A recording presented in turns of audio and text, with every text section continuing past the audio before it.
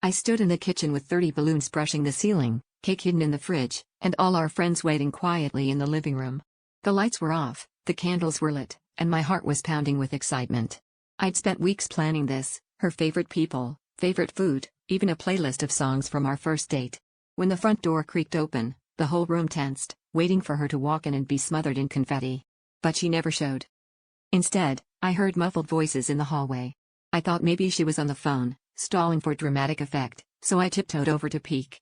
That's when I saw them, her hands tangled in my father's shirt, his lips pressed against hers, both of them so lost in each other they didn't notice me standing 10 feet away.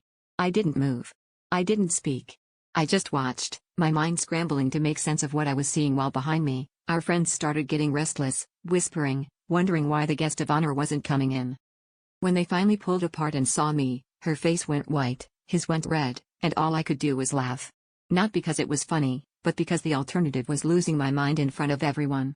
The laughter drew the crowd, and suddenly the hallway was full of people and questions and confetti on the floor.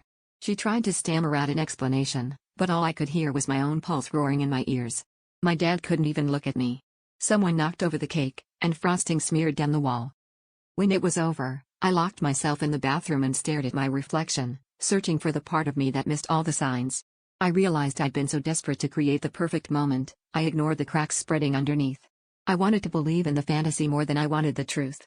And now, standing there with my fists clenched and the sound of muffled apologies outside the door, I knew the real surprise wasn't just their betrayal, it was how much I'd betrayed myself by refusing to see what was right in front of me.